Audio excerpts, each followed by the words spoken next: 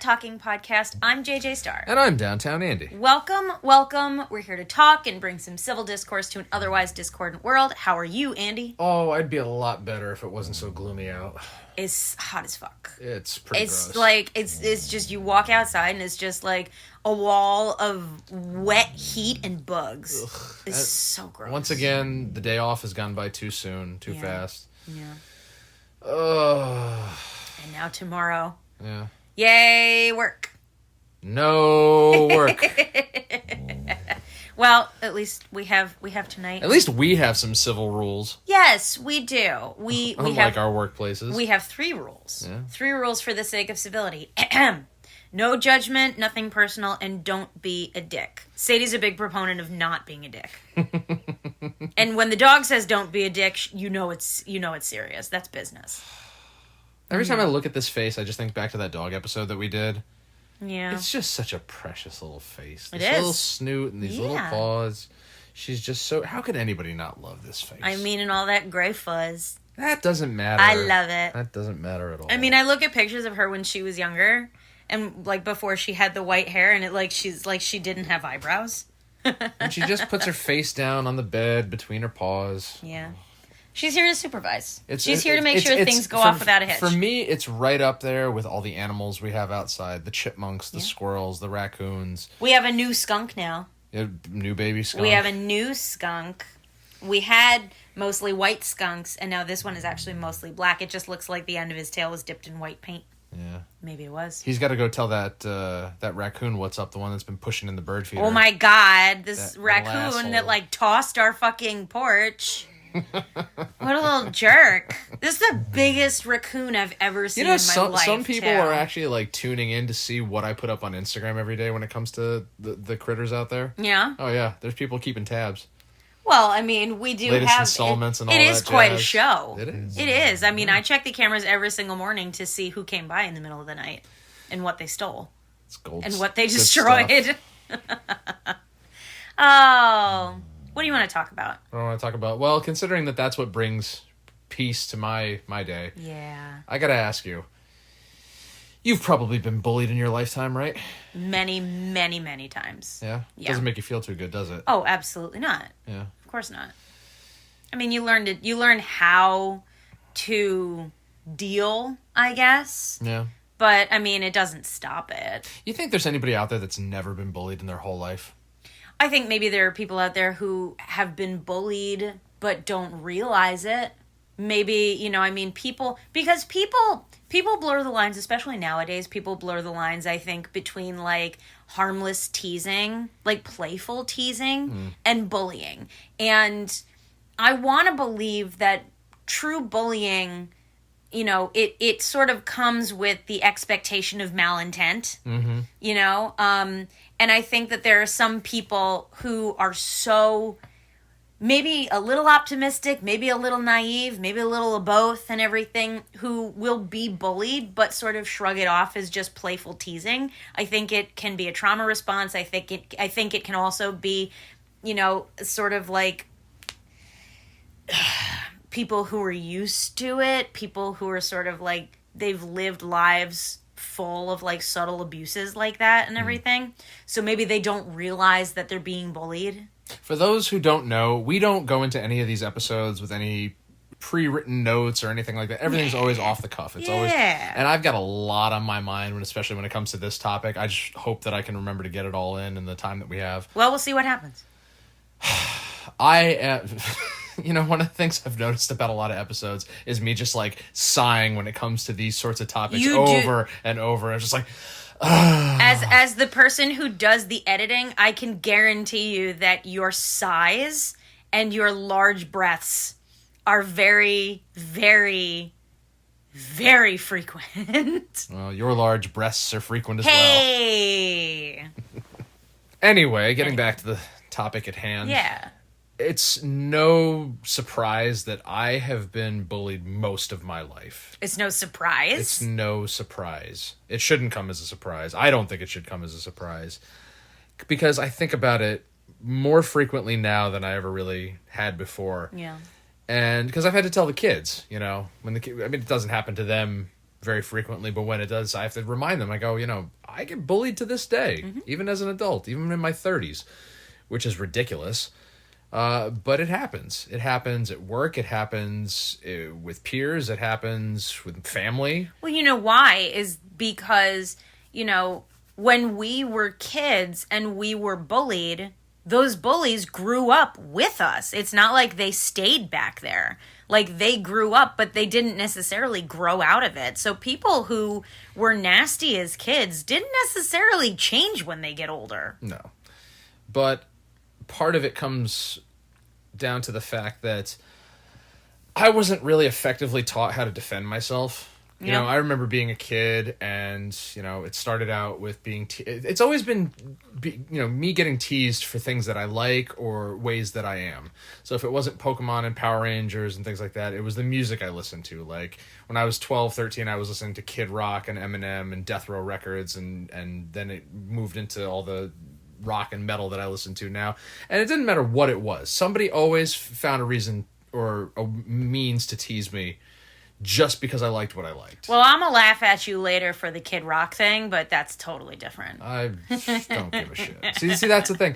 All of the teasing that I tolerated from childhood up until this point has created a large apathy in me.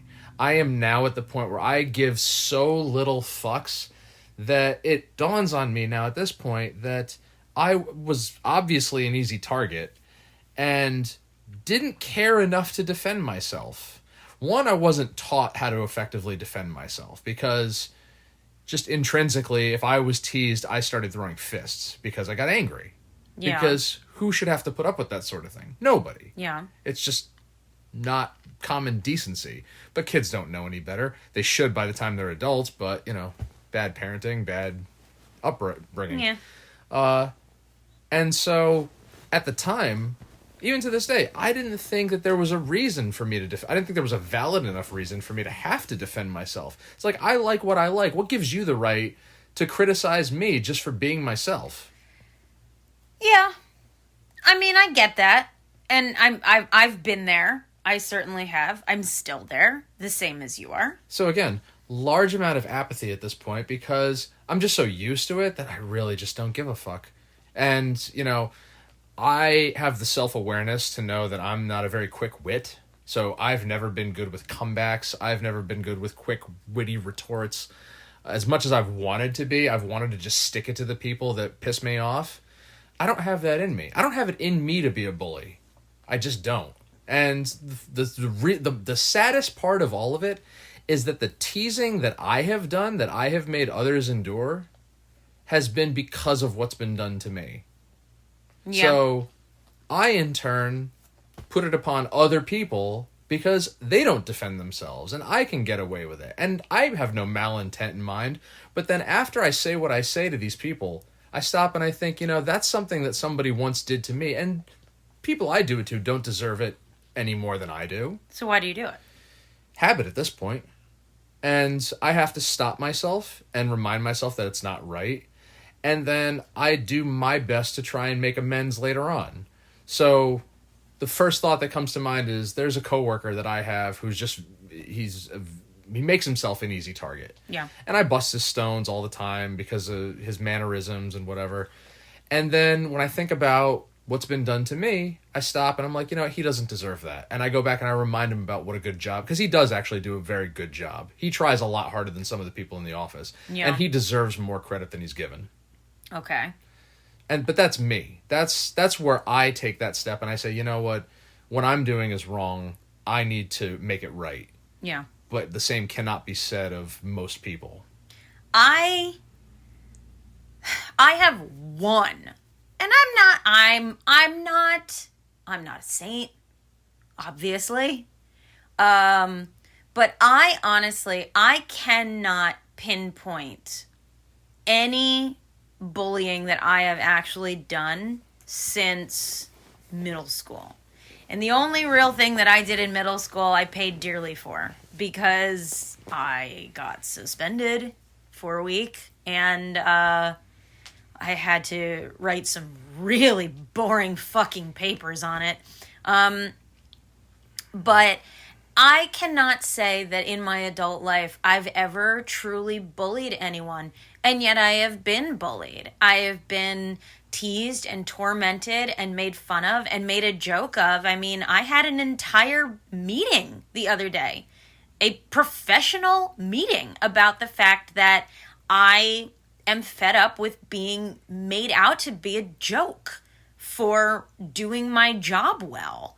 The fact that I am surrounded by people on a regular basis who truly tear me apart. They tear me apart. They talk shit about me behind my back when I am just, a floor beneath them. And they make fun of me, and they bitch and they moan about me and everything, and it's completely shrugged off. And it does stir in me. But does it make me want to retaliate? No. It doesn't. Like, I'm comfortable enough in my pacifist sort of mind that I do just let them. And that's that's the mantra that a friend of mine sort of passed on to me, is just let them. If they want to do that, if they want to be that way, if they want to act that way, let them. We'll unpack that in a second. Sure. The thought that always crosses my mind on the workroom floor, because when people are absent, the ones that are absent get shit talked about them constantly by everyone. Yeah. Of course, once they're present, not the case, okay? The boss in particular loves to bring up all of the issues that the people who are currently absent that day are doing when they're not there. So they can't, come back at him and defend themselves or say, you don't have it exactly right or you're completely wrong. Happens like clockwork all the time. Do you think being two-faced is a form of bullying? Absolutely. Yeah. Absolutely. And the thought that always crosses my mind when this goes on is, if these are the things that are being said about the people who are off today, what's being said about me when I'm not here? Yeah. Now, do I really care? No, because I didn't take this job to make friends. Mm-hmm. I don't really take any job to make friends, especially at this point in my life. Yeah. But it's disgusting. It's absolutely disgusting that we're juvenile. All grown adults, and this sort of thing still goes on. Mm-hmm. Now, you just talked about, your mantra as far as how to deal with it. Again, from childhood onward, I didn't know any other way but to throw fists, because I feel like the biggest lie we were ever sold was, go get an adult, go tell a teacher, they'll make sure it stops. Yeah. Because you go and you tell what you assume is a responsible adult, and they have a talk with whoever's involved, whatever the gravity of the circumstances, call for, but it's not the end of the grievance. It's just not. Yeah. Never has been. So, because it's always something else or someone else, and nothing ever really gets resolved until, people have said that I tend to go for the throat. You do. Like, if somebody says something that insults or hurts me, I'll say something back that's like a severely low blow. Because you do want the kill shot. Because I didn't want it to have happened in the first place. And I've had people tell me, you need to grow a thicker skin. It's just teasing. It's like, no, there's no excuse for intending to hurt somebody. I myself would probably lead people to believe that I have a thick skin, but I don't. I'm actually super tender and vulnerable most of the time. Same. I'll admit that.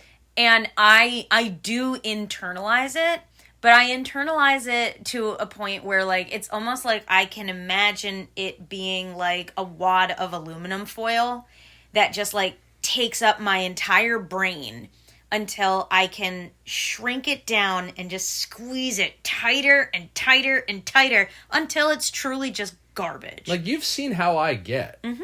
And you see how frustrating it is for me that I can't just take someone that consistently bothers me just because they know they can and they know that they'll get a rise out of me, grab them by the collar, and throw them across the room.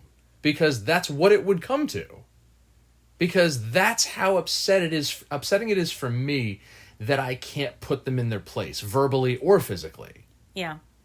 Because even if I had a witty retort on hand, it's not in my nature to come back with that. Yeah. Yeah. Because I was raised better than that. My mother, for the 31 years that I had with my mother, I had never seen her tease or insult anyone. Yeah. That was the best example that she ever set. Yeah. I am a firm believer in the idea of living well is the best revenge. I truly believe, and it could be my religion, it could be my, my concept of the universe at large and everything, but I truly believe in my heart of hearts that people who do mean things and are nasty people and everything, they will be taken care of. I hope so. And I don't have to worry about it because their existence to me in the big picture is so inconsequential. And that is how, as an adult, I have been able to just deal with it. Now, I have my bad days where I am just like, this happened, this bothers me, this is upsetting me, I want to scream, I want to cry, I want to hit people, I want to break stuff. But when I get all of the emotion out of it, what's left is this little, nuts and bolts kind of thing that it's just like, I don't actually have to worry about this long term because I have a gut instinct that the universe will take care of that shit for me. And I truly believe that. A lot of people think that that's hokey. A lot of people think that it's bullshit and everything. And everyone says, well, that's not satisfying. I think that doesn't make anything better. They shouldn't be doing it in the first place. And it's just like, well, duh, of course they shouldn't be doing it in the first place, but I'm not their fucking mother, and I'm not a goddamn teacher. And I'm not here to make people change. All I can do is make sure that I'm taken care of. So when someone does something that is nasty to me, I do whatever I have to just move on. I feel like the universe will get a jab or two in over time. But, I mean, it's never going to cease. The people are going to continue until... I don't even know what would get somebody to stop. I mean, eventually people die, I do my own internalization and my own reflection, and that's what gets me to realize, hey, I'm not perfect. I've made mistakes. I should atone. I should personally atone for the mistakes that I've made. But you can't count on that for everybody. I wish I could, but my prerogative is not to get people to stop because I'm too much of a realist to believe that they will. People aren't going to stop. And particularly the ones who get their jollies tormenting other people. That's the hardest pill to swallow. But eventually it goes down. Eventually it can go down. You can choke on that pill for years, for decades. But eventually it does go down. And once it's down, you never have to swallow it again. That's why I'm always encouraging people to just sort of start with the self-awareness, start with the manifestation, start with the self-realization and everything like that. Because once you start, you're on a roll and you get to that point, and that's when you start to choke that pill down. Now, everything we've discussed thus far, this is in the most basic sense. Yeah. Okay? This is interpersonal. This is, people we deal with on a regular basis. What about on a grander scale? What do you mean?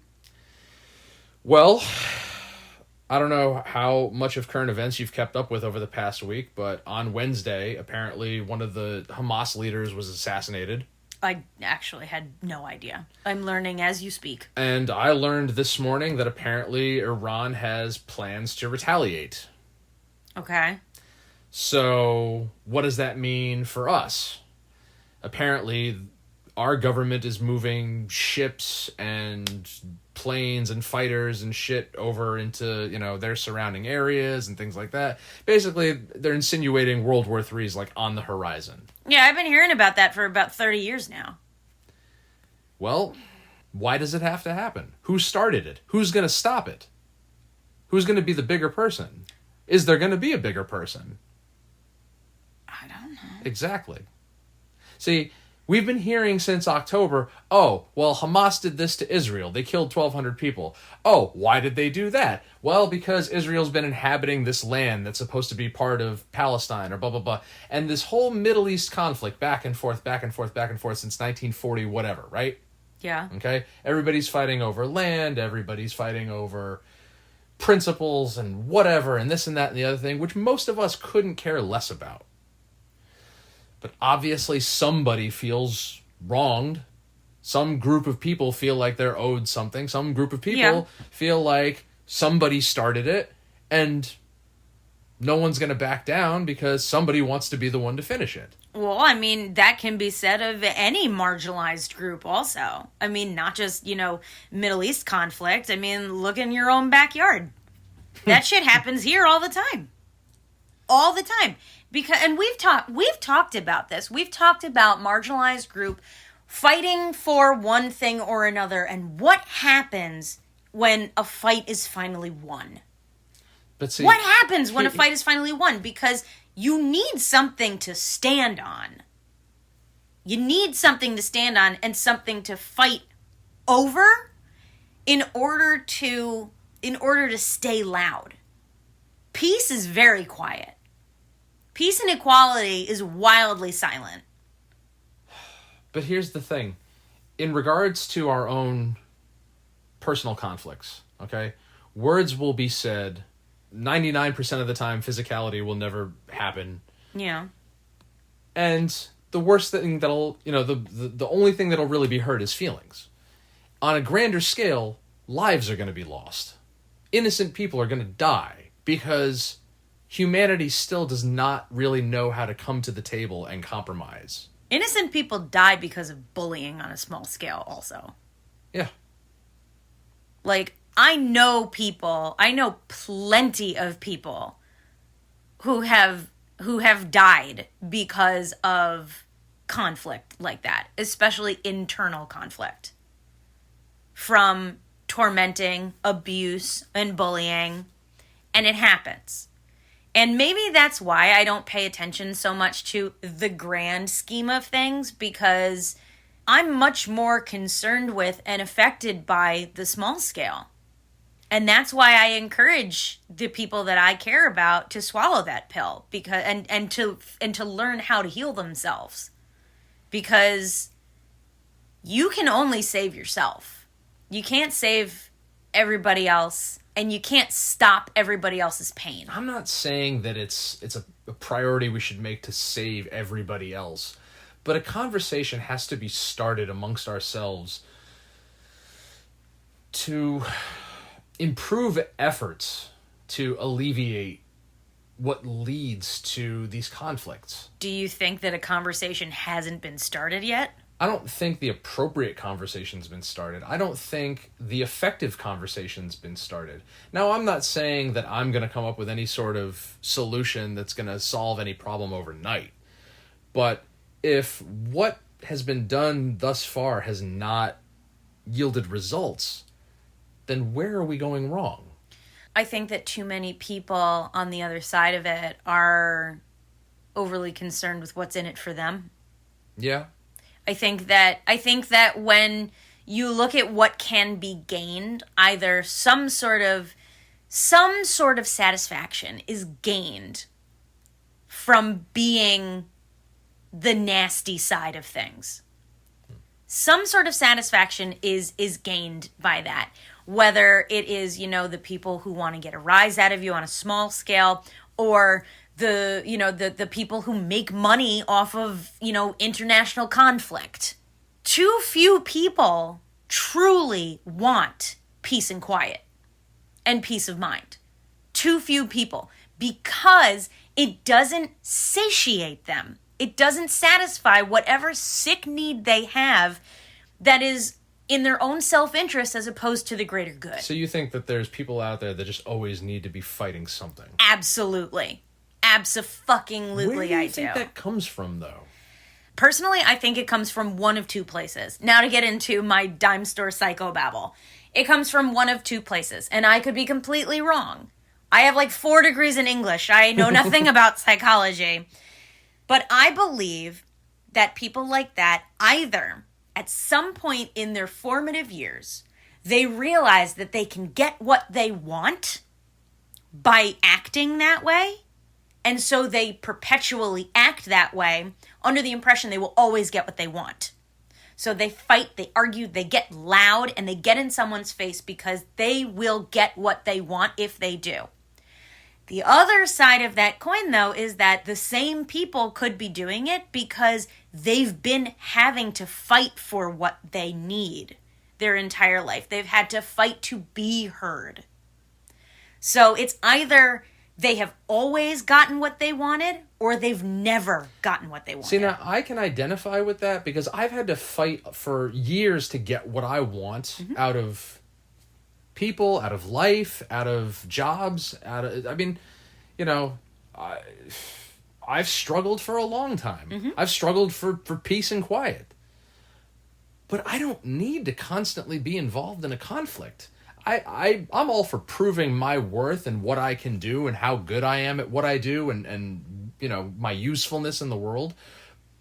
But not at the it's not all that important to me at the expense of another person. I point this out, not to be nasty, but I'm very smart. And I don't feel the need to point it out to people because I just know it. How is that nasty? Well, I don't like tuning. It sounds very egotistical. But the fact of the matter is that I am well aware of how intelligent I actually am. Yeah.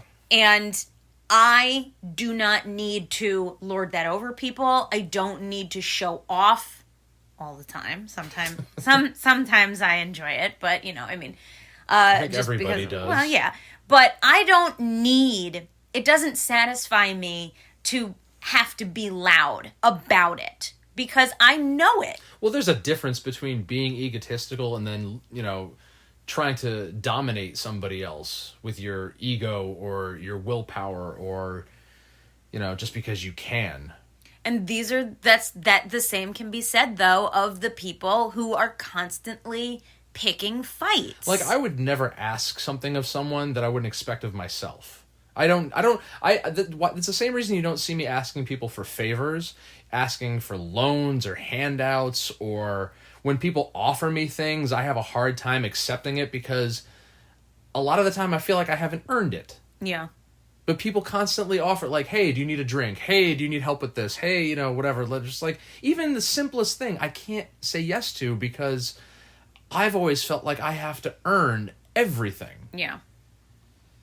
Whereas when people offer help, I sometimes, not that I feel like people think I can't do it by myself, but it's like, I can do it by myself. I can do these things by myself. And it's not overwhelming, and it's not like I need to unburden myself or anything like that. Like, I'm very self-sufficient in that way. You want to know what the most crippling thing about this whole subject matter is the fact that for the most of my life, I was taught not to stand up for myself, sit down, shut up, do what you're told. Well, that's shitty. Sit down, shut up, do what you're told. Don't speak up, don't get loud, don't question authority. Just do what we tell you because we said so. Yeah. And that came at home, that came at school, that came in a lot of workplaces. Yeah. They didn't want to encourage free thinking because, God forbid, that your alternative viewpoint make more sense than the one that's being forced down your throat? I was in constant battle as a child and a teenager with my uncle, specifically my mother's brother, who he lived with my grandmother 5 minutes away, and I was constantly at their house. And my uncle was very much I don't know that I would call him a bully, but he was sort of a nasty person.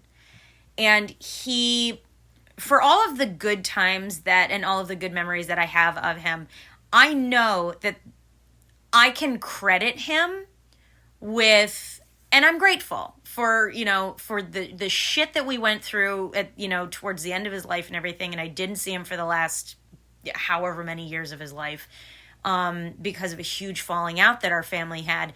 But I can credit my uncle with probably really sparking in me a sense of self-sufficiency, because I really learned to hold my own by standing up to him. I questioned everything.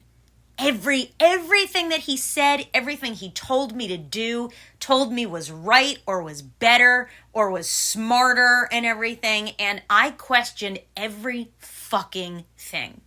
And I learned the truth about a lot of things because I questioned him. And he would tell my parents that they are essentially raising me wrong because I am just a loudmouth little bitch. And, how dare I question him and talk back to him? And I'm grateful. I'm grateful that I learned so young how to hold my own and how to defend myself and how to question everything. And it made my scope so much wider, because now, as an adult, I am able to see so many different perspectives on things. And so I'm able to accommodate so many different prerogatives, around me and everything like that. And I believe that having had that experience so young and for so long in my young life, that I was able to sort of develop this really clear self-awareness that I have of myself. And I am able to question myself also and figure out why certain things happen, why I have certain needs, why I want certain things. And it has given me it's really given me the opportunity to know how to defend myself if I feel I need to. But I've also learned that I don't always need to. I don't feel the need to. I don't feel an obligation to. So despite the fact that even as a fucking 40-year-old, I am still being teased and bullied on a regular basis, I'm 40. I can't believe you're 40. And He's your father. And I still, I so rarely feel a need to defend myself. And that is peace of mind to me. Because despite the fact that these things bother me, I do not believe that it is a prudent use of my time and energy to explain myself to other people and make sure that they know they're wrong about something. I hear you, and I feel the same. But I also feel like a fucking time bomb. Yeah. Because most of the time, if I had to measure it on a scale, I'd say that the daily occurrences probably get my meter up to like anywhere between 35 and 50%. That's the threshold where it's just like, okay, I can let this go. By tomorrow, I'll have forgotten all about this. It's not going to bother me. And, but then there are those days where it comes from all sides and it piles up. Either that or somebody says or does something that is inexcusable or unforgivable, and it triggers me and sets me back to those times all throughout my life where, I so desperately wanted to enact vengeance, for no other way of saying it. Yeah. And at this point in my life, I keep telling myself, I mean, this is the truth. I have too much to lose. I'm not going to jeopardize my freedom for the stupidity of somebody else. Good. You know, one of the most important things they taught us when I first got my pistol permit. Yeah. You remove yourself from these situations so you won't have to use it. Mm-hmm. Okay? I've been carrying for 15 years now. I've never had to use it because I've never willingly put myself in a dangerous situation. Right. Because I'm not stupid. Right. There are people who literally go out looking for that sort of thing, and I pity them. But again, you know, there are some situations that are unavoidable, and they just eat away at me until, again, I just want to grab that person by the collar and say, stop being a fucking dick. Yeah. Don't be a and dick. just toss them. Yeah. I can promise you that it will not be a simple thing that gets me to do that. Yeah.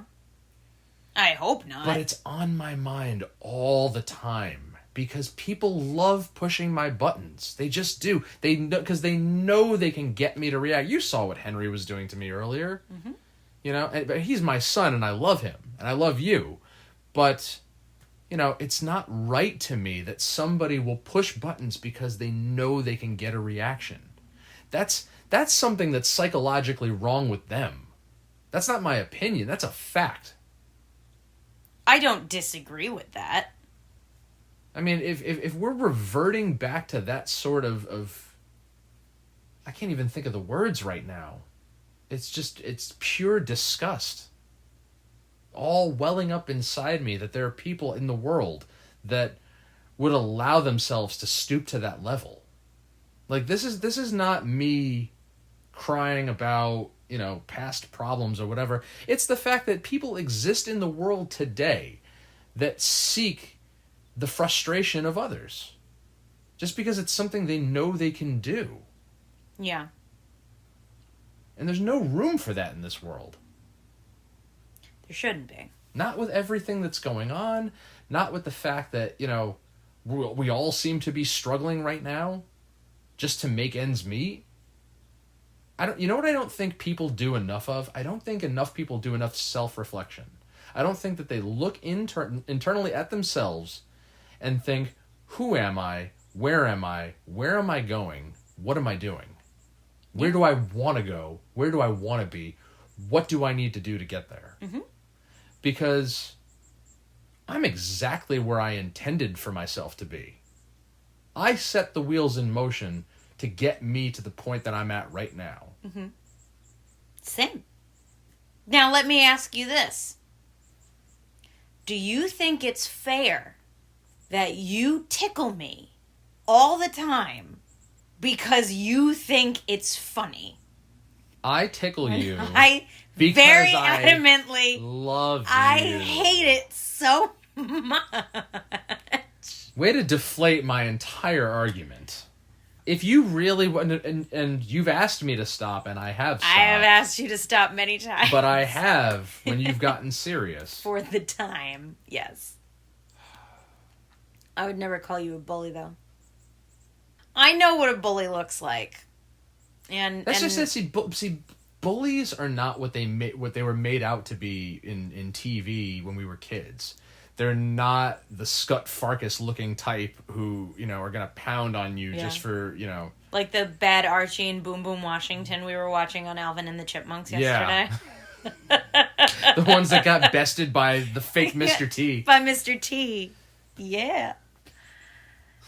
But I love my mama. But that's just it. I think that there are ways to handle it. And I think that there are, you know, there are ways of fighting back and there are ways of deflecting.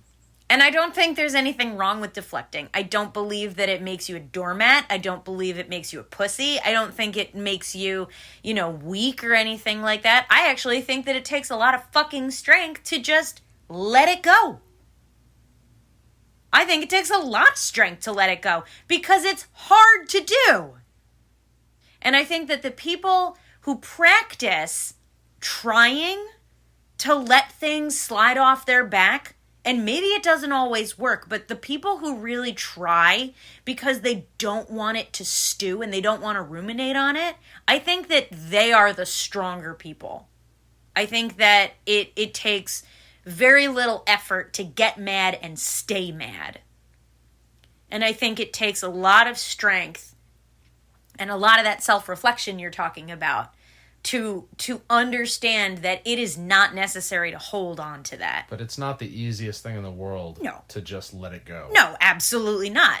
But it doesn't take any effort to start practicing.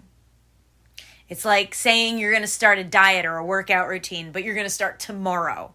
And then when tomorrow comes, you're going to start tomorrow. I'm going to quit smoking tomorrow. This is my last smoke. This is my last drink. I'm going to start doing better. I'm going to do this tomorrow. Some of us do that, though. What? Some of us actually do follow through with those things. Yeah, but most people, tomorrow is always... Only a day away. Tomorrow is always a day away. I see what you did. But... That's because we've got Alvin and the Chipmunks on the brain. Well, we're going to have to go back and watch more now, obviously.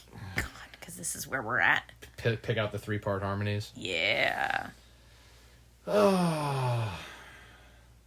It's tough. Yeah. It's a tough lot. You're a tough lot. I certainly am. I'm the toughest. That's what my grandpa used to call me. He used to call me Tuffy. 'Cause I'd sit on his real leg and I'd beat the crap out of the fake one. Because he couldn't pull the wool over my eyes. I knew that was fake. God help the person that busts my kids' chops. I think they'll be able to hold their own. I certainly hope so. I have no doubt that they will be able to hold their own. I know. But as a parent, just hearing it from your kids, it's an awful thing to have to reminisce on. Mm. Well, we'll see what happens. Yeah. We'll take that pill when it comes time to. Well, this was a good therapy hour. Yeah, you feel okay? I mean, I feel like I got some stuff off my chest. Good. You know. Good. As we talked about, it's not like it's just going to go away. No, of course not. It's always going to be there. But we'll stay tuned to the news tomorrow, and hopefully the world will still be here. I'm sure it will be. Because enough people want it to be. Mm. Yeah. But this was a good talk. This was a good talk. Thank you out there in podcast land for listening to this serious episode of That Talking Podcast. We get serious every now and then. It's gotta be. Yeah, we get serious every now and then because serious shit does happen. Next week will be chicken wings. I'm sure it'll be chicken wings or boobs or something like tiles, that. God knows. House hunting. Ooh. Yeah, we want to get the fuck out of here. Not only do we want to make money on this podcast, we want to get the fuck out of this condo. We're trying very hard. I have no doubt that here in a little while we've got court next week. Yeah. We've got court next week. Speaking of bullies. Yeah. To deal with the biggest bully. To deal with the fat asses next door and the bullshit that they've been slinging at us for quite some time and the harassment that we've had to deal with. So maybe we'll end up talking about that soon. Who knows? Maybe you'll hear us clinking champagne glasses and and we'll be toasting to their downfall. There'll be a toast to us all. Yes, a toast to us all. Raise up your glasses. Yo ho. Again, thank you for listening to That Talking Podcast. We've had a blast. Sadie's trying so hard to fall asleep right now. Yeah. So we'll shut up and let her. Yeah. Find us on social media, DT Andy and JJ Star with 2 R's on Instagram and TikTok and YouTube. You can find us on OnlyFans. It's JJ Star and Downtown Andy. We've got stuff coming up, stuff on the books. Love Hard on Instagram is _LOVEHARDART. We're going to be at the Westchester Tattoo Con, the Blood and Ink Convention, Tattoo and Horror Expo in White Plains, New York, November 15th through 17th. Andy, You got some stuff.